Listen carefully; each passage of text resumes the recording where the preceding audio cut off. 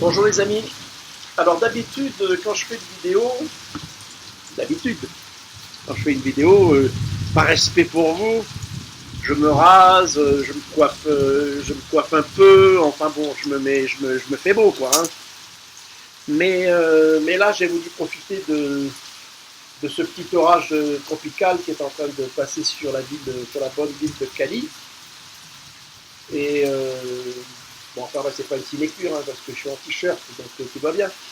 Mais voilà, j'espère qu'il n'y aura pas d'éclairs et de coups de tonnerre comme tout à l'heure. En plus, le ciel est en train de redevenir un peu meilleur, d'avoir des meilleures couleurs, donc je pense que ça va vite passer.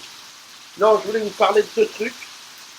Alors d'abord la situation en France vue de l'extérieur.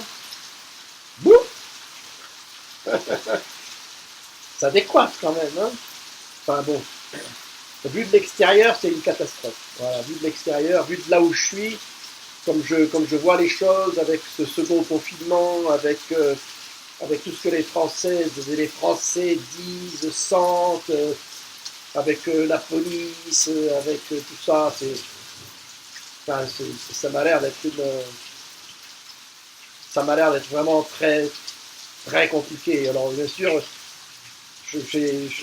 encore une fois, je vois ça de très loin, avec, avec les infos que je suis, mais je suis pas dedans, quoi. Mais donc c'est un ressenti que j'ai, et ce ressenti me fait dire est-ce que c'est ça le pays, est-ce que c'est le pays que j'aime et dans lequel j'ai envie de vivre. Voilà, parce qu'au fond c'est ça.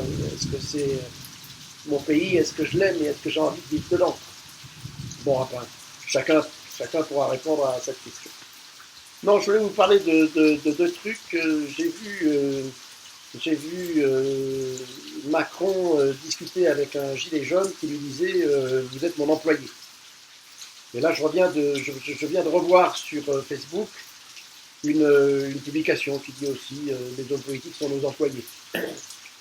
Et ben moi, je suis pas d'accord avec ça.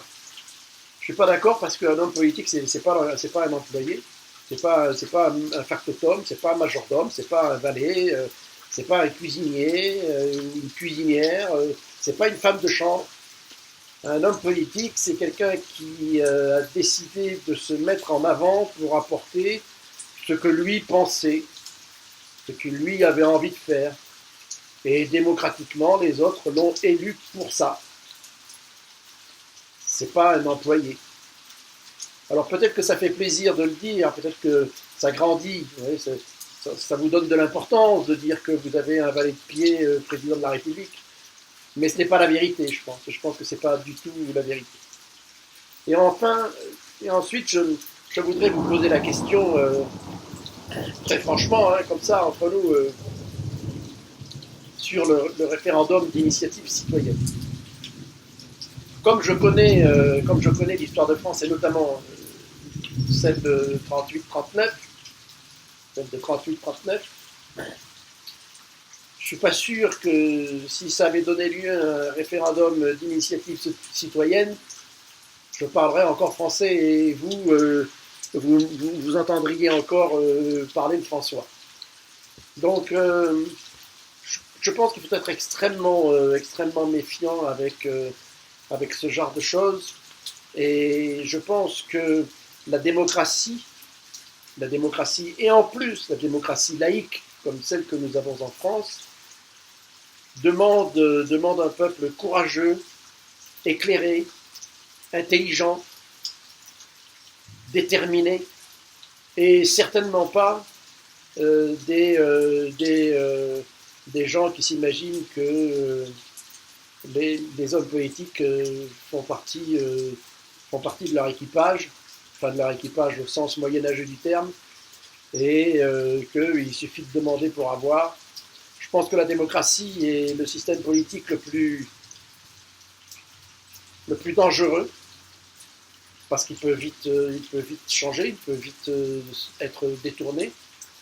Je pense que la démocratie est le système politique qui demande des peuples, et qui demande à un peuple, et en particulier celui de la France, de s'enrichir intellectuellement, de faire grandir son intelligence commune pour que effectivement cette démocratie laïque puisse continuer à durer.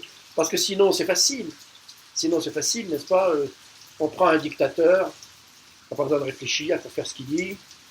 Vous prenez une religion, il n'y a pas besoin de réfléchir, tout est écrit. Vous devez vous lever à telle heure le matin, vous devez faire une toilette, vous devez aller à la messe, vous devez prier chaque soir, vous devez faire ceci, il faut être gentil, machin, etc.